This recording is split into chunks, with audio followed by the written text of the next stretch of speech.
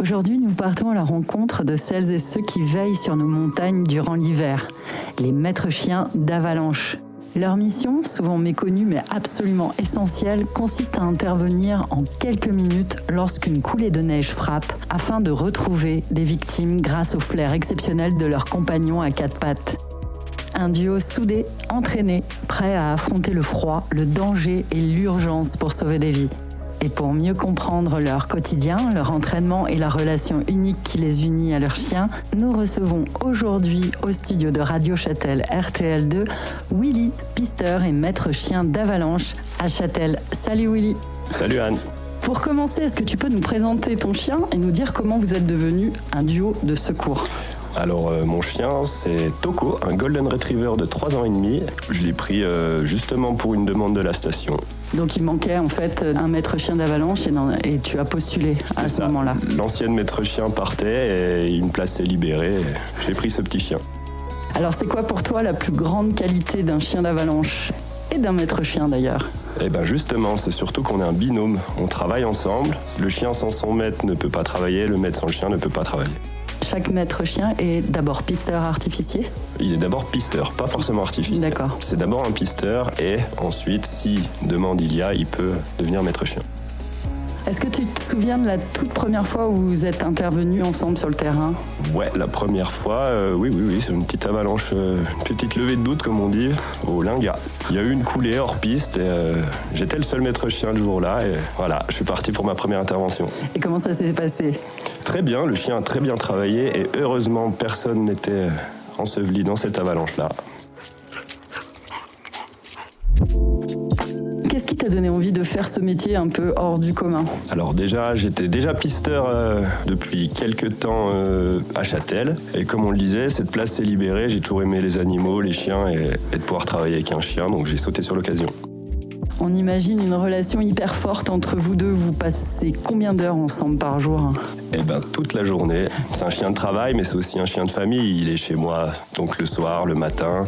On travaille ensemble. Je le prends aussi au travail l'été, et du coup, il passe vraiment tout le temps avec moi. Donc c'est ton ami et ton coéquipier, en fait. Exact. On peut dire ça. C'est un binôme, ouais.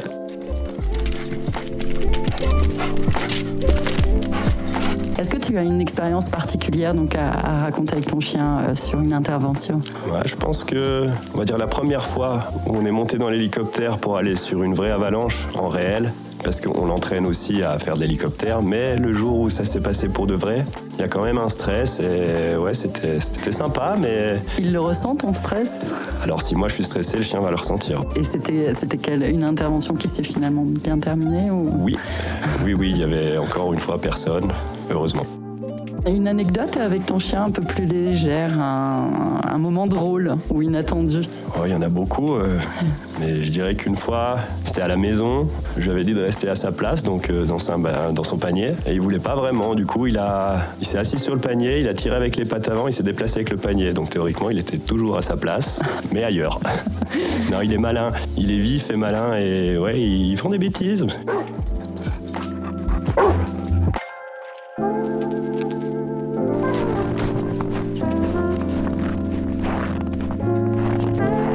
Alors comment ça se déroule un entraînement pour un chien d'avalanche ? On parle de jeux, d'odeurs, de cachettes dans la neige, mais à quoi ça ressemble vraiment au quotidien ?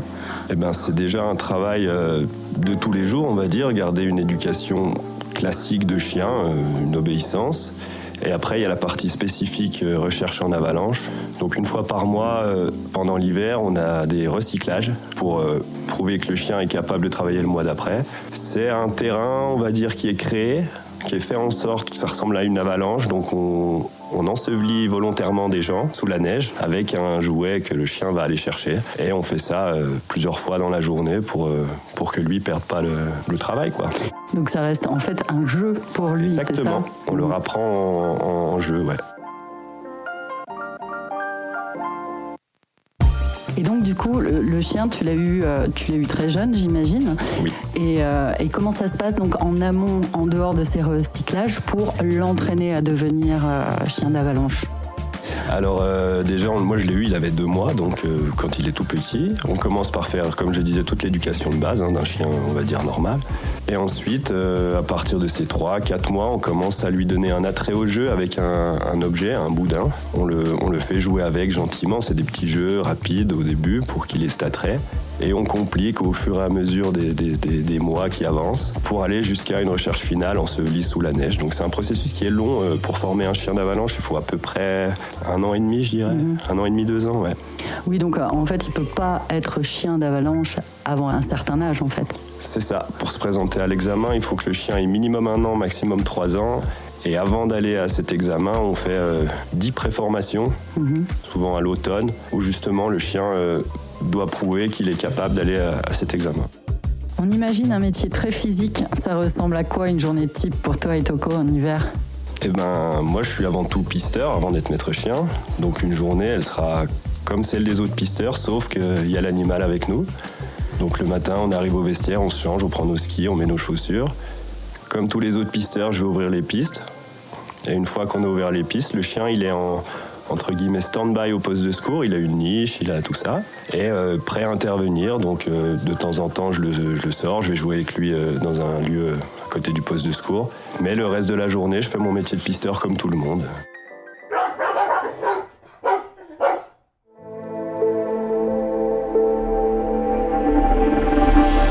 Alors Willy, comment on devient maître chien d'avalanche ? Donc il faut déjà être pisteur secouriste et ensuite, si ça nous intéresse, il faut se rapprocher de l'association des maîtres chiens de son département, discuter avec les maîtres chiens de la station s'il y en a, qui eux vont nous expliquer. Mais ouais, il faut se rapprocher d'une association qui nous forme. Donc aller sur les entraînements avant de prendre un chien, de discuter avec les formateurs quel chien serait le mieux pour notre caractère. Et s'il y a une demande de la station, du département, du massif, c'est là que la formation commence réellement en fait. C'est au moment où il y a une place. Un chien et le former. L'examen, ça se passe aux Deux Alpes et sinon c'est dans le département avec ses formateurs et de l'association. À quoi ressemblent vos interventions ? Comment vous êtes appelé sur site pour une intervention ?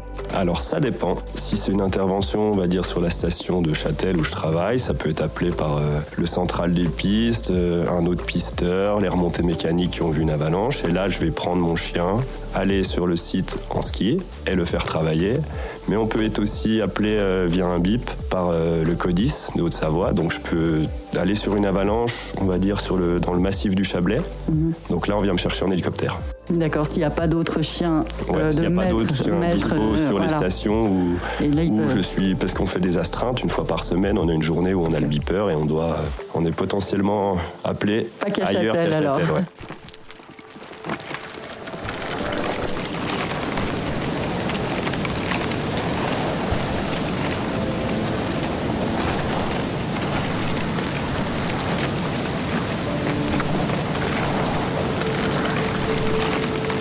Et donc, lors d'une alerte avalanche, est-ce que ton chien sent la différence entre ce qui est jeu et intervention dans des conditions réelles ? C'est avant tout un jeu. Le chien va chercher la personne par le jeu, mais quand on part en intervention sur une avalanche, il y a des gestes et des attitudes qui montrent au chien qu'on ne va pas aller juste se promener. Il va vraiment changer ? Ça va être un autre chien pour toi ? Ouais, on peut dire ça, parce que dans la vie civile, on peut dire qu'il est très speed, très vif, et dès que avec tout ce conditionnement depuis qu'il est petit, quand on va aller sur une avalanche, qu'on va au travail, il change, il devient calme, il se laisse faire, il écoute tout ce que je lui dis. Je dis pas qu'il écoute pas le reste du temps, mais là c'est vraiment, on sent qu'il a compris, Donc dans son regard, peut-être son attitude, là tu le vois, il est prêt. Il reste à côté de moi, il attend que je lui dise quoi faire. C'est une attitude et une façon de lui parler quand je vais le chercher et qu'on va travailler. Je lui parle pas de la même façon et je suis un peu plus, on va pas dire direct, mais je suis plus présent. Il ressent ton attitude qui change. Exact. Et il sait pas vraiment, il sait qu'on va sur une avalanche parce qu'il est formé à ça depuis tout petit. Mais lui, ça reste le jeu, mais je le conditionne en gros au travail.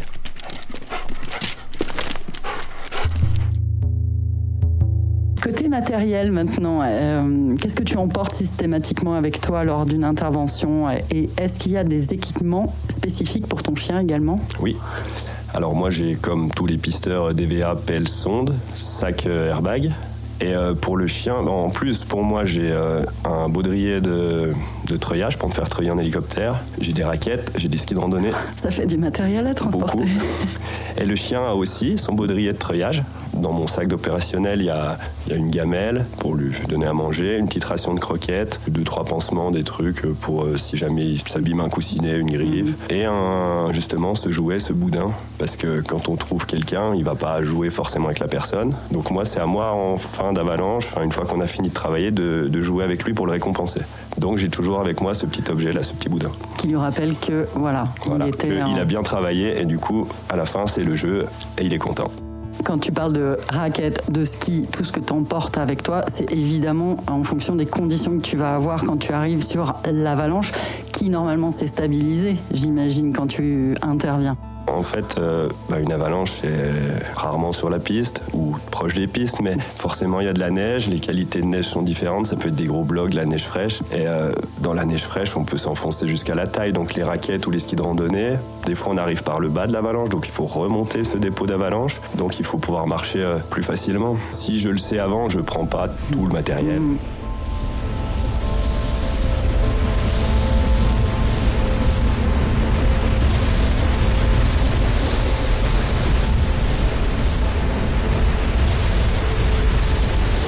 On pourrait se demander aussi quand tu arrives sur une avalanche fraîche, quelles sont les premières choses que tu observes techniquement, justement le type de neige? Ou est-ce que déjà en amont, on t'a donné toutes ces informations?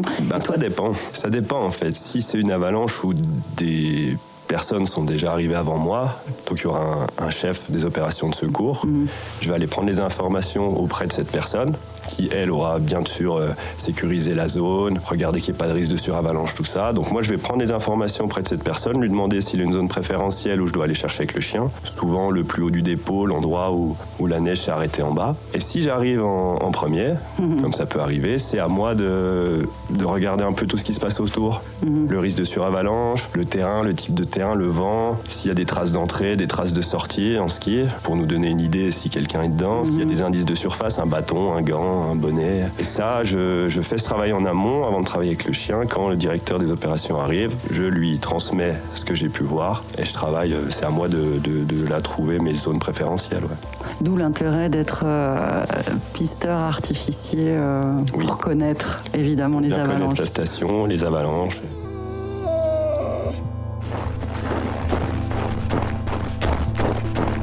Est-ce que tu peux nous expliquer comment ton chien capte une odeur à travers un manteau neigeux qui peut faire une grosse épaisseur, j'imagine, par moment? Comment il trouve, comment ça se passe en fait?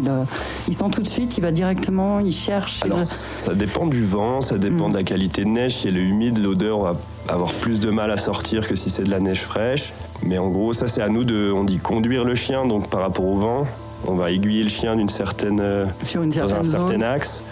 Et lui, il va capter une odeur avec le vent. Il va remonter cette odeur jusqu'à trouver ce qu'on appelle le point chaud, donc l'endroit d'où l'odeur émane. Et là, il se met à creuser pour vérifier que c'est bien là. Après, sur une avalanche réelle, il y aura des gens pour venir sonder, épelleter et sortir la victime, s'occuper d'elle. Moi, je vais continuer à travailler sur le reste de l'avalanche. Et donc, qu'est-ce que ton chien sait faire que même la meilleure technologie aujourd'hui ne peut pas remplacer? Eh bien, justement, en fait, en station, il y a quand même énormément de gens qui ne sont pas forcément équipés de détecteurs de victimes d'avalanche, ni de pastilles éco. Et le seul moyen de le trouver, de ces gens-là, c'est le chien, quoi. C'est au nez. Parce que les technologies, si on n'est pas équipé, on peut avoir toute la meilleure technologie du monde, ça ne marche pas.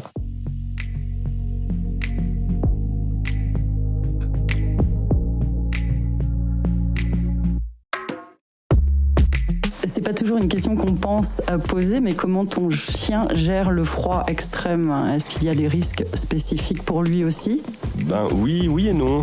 Alors moi, pareil, en amont, à l'automne, je lui mets un produit sur les coussinets pour les faire durcir, pour éviter qu'ils gercent et qu'ils s'ouvrent.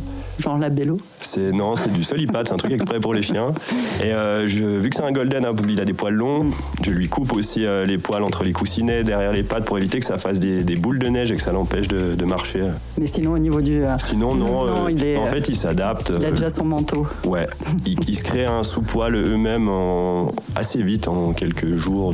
Donc le golden, c'est un chien typique pour ce genre de métier? Ou il y a d'autres styles de chiens qui peuvent... Il y a plusieurs types de chiens. C'est des chiens qui seront une taille moyenne, on va dire. Avec des poils? Pas forcément. Non. Il y a des malinois, des bergers allemands, des flat coat retrievers, des golden retrievers. C'est des chiens qui ont une prédisposition C'est pour... des chiens de travail. Mhm.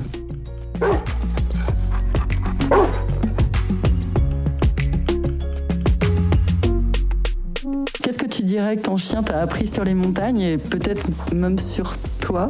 Un lien d'amitié fort quand même avec un animal. C'est La base. ouais, mais on se dit ça, mais beaucoup de gens ont des chiens donc savent ce que c'est, mais d'être vraiment H24 avec lui, d'aller travailler avec lui, prendre le télésiège avec lui, c'est un lien qui est encore au-delà.